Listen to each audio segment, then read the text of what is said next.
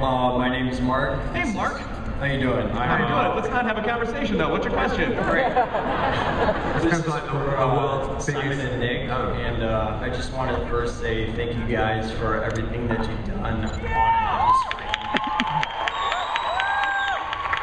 And my question for both of you is, what was the defining moment in both of your lives that inspired you to pursue a career in film?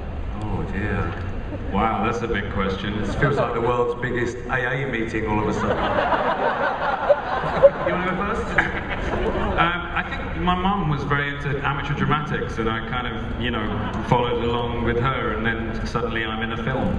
And it was, you know, just growing up around people that were creative, and, you know, I wanted to do the same thing, I guess. So I don't think there was one defining moment, apart from when the ghost of Shakespeare knocked on my bedroom door one evening.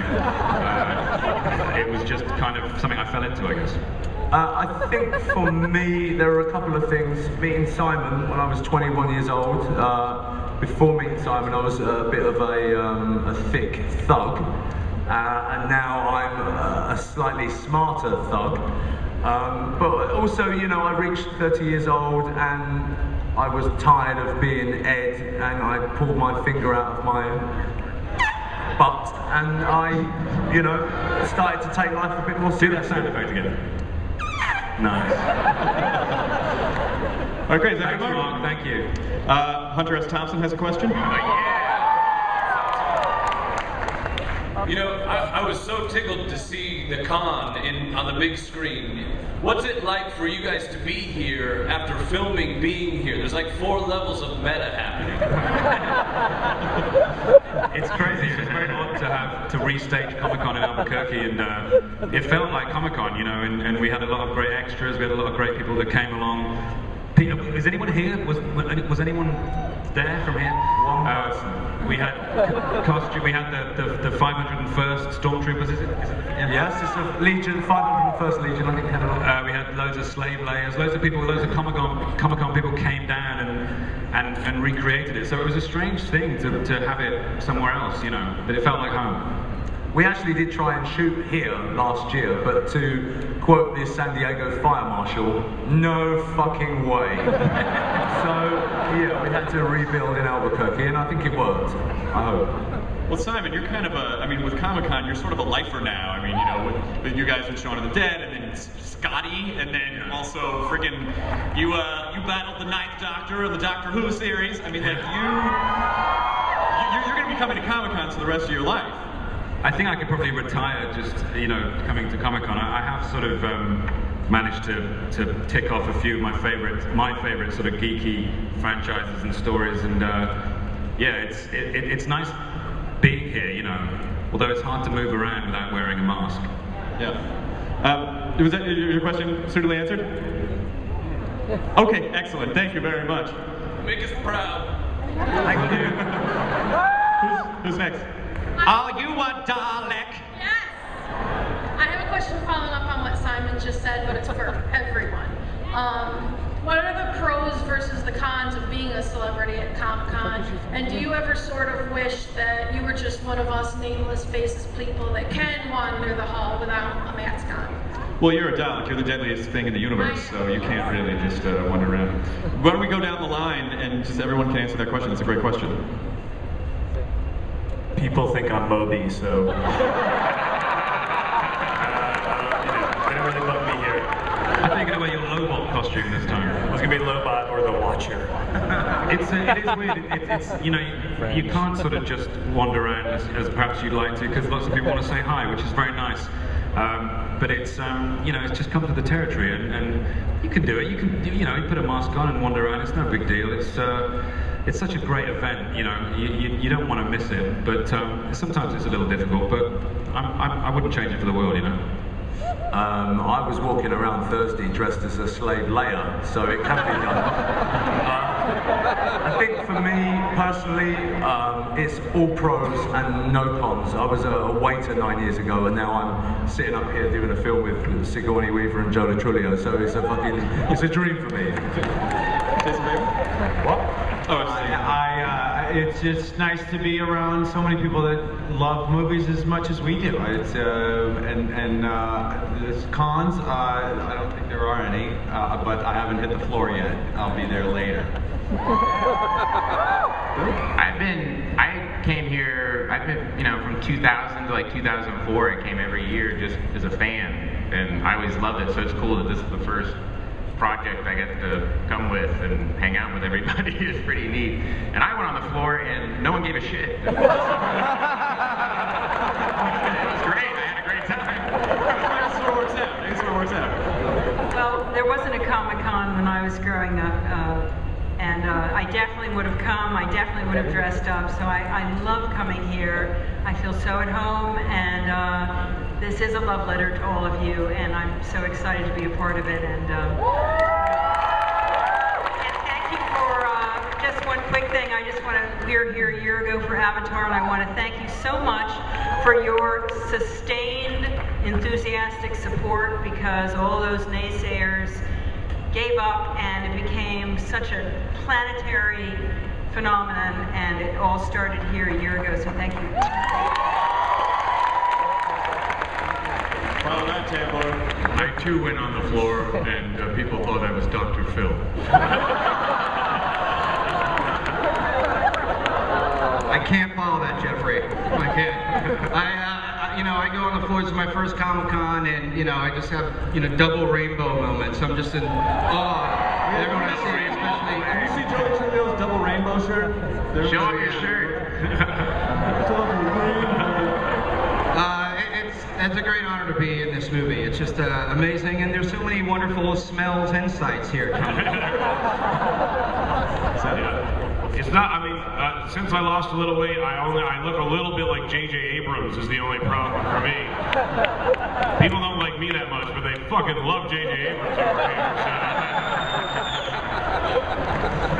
Just so, JJ, just so you know, people love your shit. I've been getting a lot of props, and I've been taking the credit, just so you know.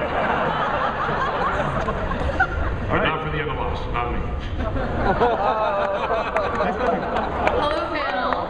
I love all of you, but my question is for Simon and Nick. I love all your work, especially the show Spaced.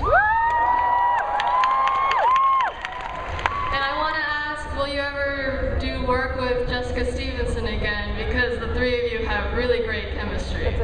I just did a movie with Jess earlier this year called Burke and Hare, which John Landis directed, and will be out later on in the year. And Jess played Andy Serkis. Jess played Andy Serkis? Jess played Andy Serkis. What an amazing cast. Playing God. No, very brave. It's a film about two real-life murderers in the sort of Regency period, 1828.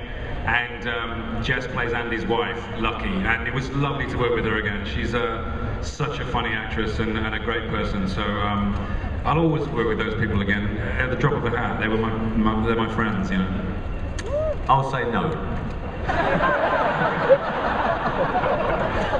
All right, thank you. I'm overwhelmed by the talent that's out there, I'm sorry. So glad you made it back. For Seth, you're working on Green Hornet right now, so how hard was it to balance both doing this movie and doing that one? It was a little tricky. I actually recorded a lot of the motion capture stuff before we started filming Green Hornet, and then we kind of filmed pretty much simultaneously, I think. And then when they were done, I've kind of been going in and re-recording a lot of the voice stuff, and they've been capturing my face. As horrific as that sounds, but yeah, it worked out quite well, and I've loved working on it. Is it true, Truglio, did you actually stand in for the alien on the set when you guys were shooting? Yes, I was hired because when I'm on my knees, I'm the perfect height of pole. Yes, I did some standing in on set just so Simon and Nick had someone to talk to. But you would do a lot of funny shit that I would then re-record and take credit for. But yeah, way to go, Rogen. Exactly. You did it again. Well, Joe did something really funny. Star Trek 2 coming soon. Sir, what is your question? My question's for Bill. Can you let us know what the best club in San Diego is? What? As Stefan, so it's been The best club in San Diego is Wish. And there's that thing of when jacked midgets have like the pony keg chest. There you go.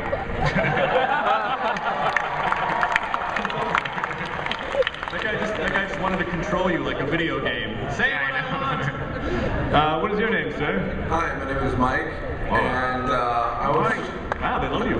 Hey! Hi, Mike. Hi! Hi. I was just wondering, hot fuzzed cops against super bad cops, who would win in a gunfight? Hot Fuzz would kick our ass. Those guys have fucking machine guns and shit. Yeah, we would be too drunk to figure out how our guns work. I think probably Danny and Angel would probably whoop Seth and Bill's character, but only because they don't really give a shit, do they, those cops? Whereas Angel's like just so dedicated, and I think that then you guys would probably, use some sort of underhand technique, maybe get us drunk. I would run a car into your precinct. I think personally when police start turning on each other, that's when the world has gone crazy. So let's hope it never happens. Yeah, let's not think about that. All right, what's your name, sir? Hi, I'm Paul. Hey, Paul. Also, hey, how's it going? All right. I actually have a general question for all of you guys. What's your favorite Comic-Con memory, including Chris can also answer. Oh, all right. Last year I saw a guy dressed as Wolverine stop and take a hit off an inhaler. I thought that was hilarious. Yeah, those lungs don't heal. Those lungs don't heal. That was my favorite moment ever. Last year, 2009. Right? My favorite moment was about 10 minutes ago coming out here, and now it's not, I don't know, this moment's not as good. The one where I'm answering the question, but the moment before that. The moment after. The one before that, yeah. My favorite Comic-Con memory was meeting Ken Foree, who was in Dawn of the Dead, the original Dawn of the Dead, and Edgar Wright and myself went up to his signing booth to say hello, because we were here to promote Shaun of the Dead, and we went up to say hello from him, and he gave us a big cuddle, and it was nice. The end. I think my favourite Comic-Con memory is right now. I won't forget this for 8 years. Mine is similar. It's having just seen that trailer. That's the first I've seen the movie. I'm very happy to be in it. Yeah, we're like in an action movie, man. It's crazy. Mine would be in 2000. I met Neil Gaiman. That was pretty cool. And this right now might be better. I have little memories of Galaxy Quest.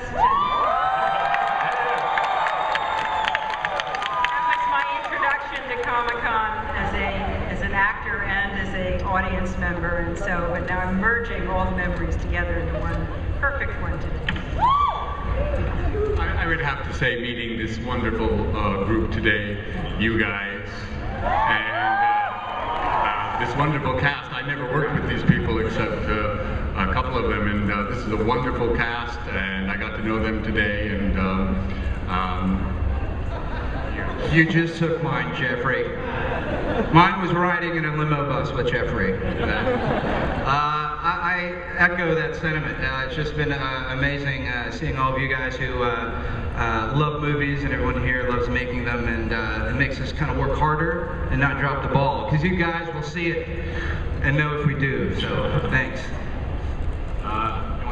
Yeah, I'd like to. A few years ago when I was here, I smoked a joint with Ed Brubaker and Method Man. At the same time. Fuck yeah.